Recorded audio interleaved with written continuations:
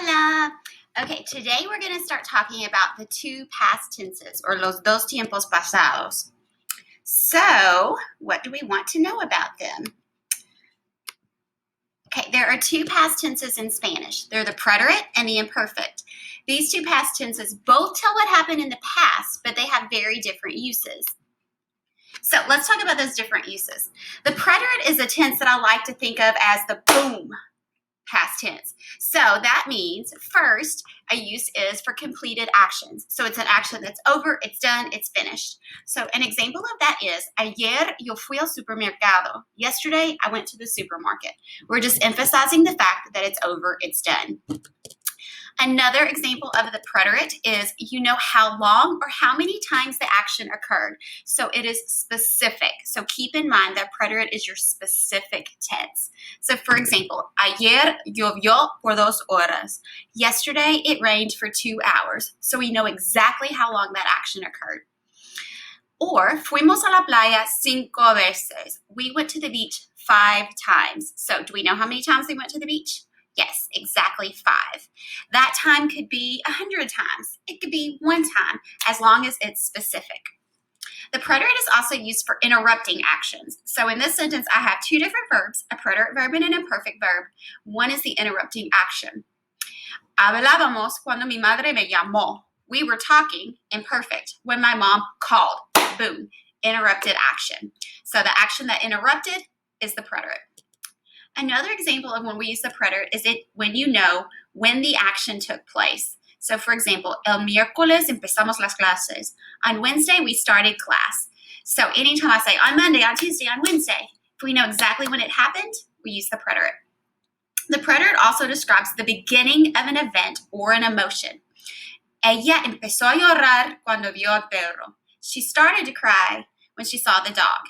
If we use the verb start, finish, we're going to use the preterite because we're emphasizing, boom, it's one action. Another use of the preterite is to narrate a sequence of events. So what does that mean? A sequence of events is just several completed actions. I did this, I did this, I did this.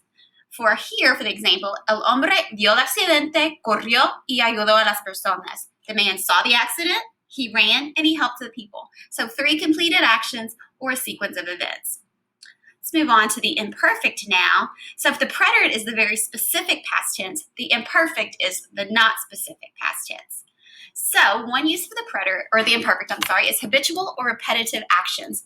It's like siempre íbamos a la playa en el verano. We always went to the beach in the summer. When we see the word siempre, always, we know it's going to be imperfect. The next use is to describe a characteristic or condition. Usually if we're describing someone in the past, we're not just talking about one moment in time, but we're talking about over a period of time. So for example, la chica era muy bonita. The girl was very pretty. Just a description in the past, not saying she looked pretty that one time. She was pretty. Los estudiantes estaban sentados, describing their condition. The students were seated. So over a period of time, the students were seated. All right, look at this next sentence. This next sentence takes the same example we used earlier, but we're looking at the other verb. So a use of the imperfect is actions in progress. So for example, hablábamos cuando mi madre me llamó. We looked at llamó earlier as preterite, as your completed action, but now let's look at hablábamos. We were talking over a period of time when my mom called. So my mom called is the preterite action, the interrupting action. The action in progress is hablábamos, we were talking. So notice we don't need a specific word in there for we were talking. We can just put it in the imperfect, and that's what it's going to mean. All right, this next one's a big one. We use the imperfect to describe what someone used to do. So we don't have to have some specific word in Spanish that means used to. Instead, we can put our verb in the imperfect, and it means used to. So, de niña yo coleccionaba tarjetas de Pokemon. As a child, I collected Pokemon cards. So I'm not talking about just one event. I'm talking about something that I used to do. So also habitually. If you did the online translator work already, you know that you can look up a word used to and find that verb solía. But rather than using that, it's going to be more common for you to take that verb, put it in the imperfect for used to. The next one I think is a little tricky, and that is when we are talking about telling time or age, we always use the imperfect. Sometimes that can be tricky because you might think, oh, if I'm talking about time, then it's a specific time. So just remember, if you're telling time in the past or telling age, you're going to use the imperfect. So, yo tenía 5 años cuando empecé la escuela. I was 5 years old when I started school. So, telling age, imperfect. The only time we would use preterite with telling age is to say, yesterday I turned 16. But if you're just saying, I was 16, imperfect. Or, eran las 5 cuando regresamos. It was 5 o'clock when we returned. So telling time in the past, imperfect. And finally, the last use we have on here of the imperfect is to describe emotions in the past. Ellos estaban muy tristes. They were very sad. We don't know how long they were sad. We don't know when they became sad. We're just saying they were sad. So that description again in the past uses imperfect. All right, so let's look at our conjugations. So for the preterite, we've got 2 sets of endings, AR endings and then ER and IR endings. So AR verbs end in e, aste, o, amos, asteis, aron.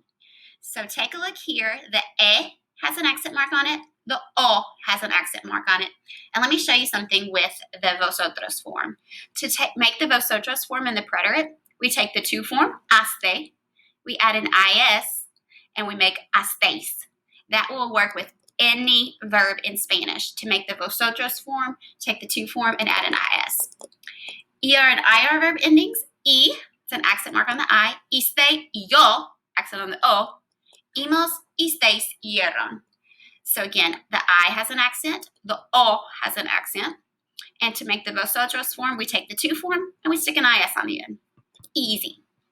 So start memorizing those endings if you don't know those already. You should have learned them in Spanish too, but if you don't know those already, work on memorizing those. All right, next, imperfect endings. Imperfect only has 2 sets of endings, also AR verbs, and then ER and IR share the same endings. For AR verbs, our endings are aba, abas, aba, abamos, check out that accent, abamos, abais, aban. ER and IR verbs, notice every single one of these has an accent on that A. So we have ia, ias, ia, iamos, iais, ian. So these are all the endings for regular verbs. We'll start working on irregular verbs pretty soon. The preterite has so many irregular verbs, but the imperfect only has 3. And you should have learned those last year, ir, ser, and ver. All right, trigger words. So trigger words are important for us to know because when we see those words, when we use those words, we know what tense we're going to use with them. So remember that preterite is that specific tense. I'm really bothered. I can't see that. The preterite is a very specific tense. So our trigger words for the preterite are going to be specific. So if we say anything like una vez, dos veces, tres veces, so vez, time, so 1 time, 2 times, any specific number can fill that in.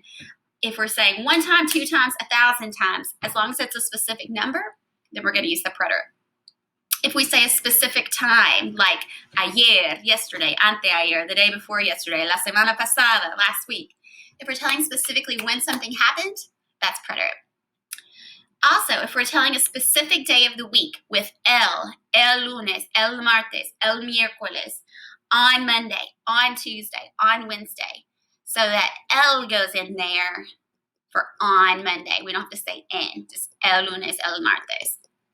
Or if we're using the word por una hora, por un minuto, por un año, por un mes, por 3 años. If we're saying for and a number and then amount of time, we're going to use the preterite. For any specific amount of time, as long as we have 1 day, 2 days, 100 days, then that's going to be preterite. So if the preterite trigger words are all specific, then that means the imperfect trigger words are all going to be more general, right? So imperfect trigger words. So some of our imperfect trigger words are muchas veces. So muchas veces, many times. Is that specific? No, many times. How many times is that? We don't know. Another imperfect trigger word is siempre. Anytime we see the word siempre, or on the other hand, nunca, never, always or never, those are not specific, so we're going to use the imperfect. Next one, if anything starts with todo el or todo dos, Todo el tiempo, todos los días, todos los meses. All the time, every day, every month. That's not specific. Todos los años, todos los minutos. That's not specific. Every whatever, then it's imperfect. And look at this. This is really similar to one we saw in the preterite. Can you see what's different here? Remember with the preterite, it said el lunes, el martes. Here, we have los lunes, los martes, etc. So that los is going to make it on Mondays, on Tuesdays, etc. instead of on Monday. So keep that in mind. El lunes, preterite. Los lunes, imperfect. All right, let's practice.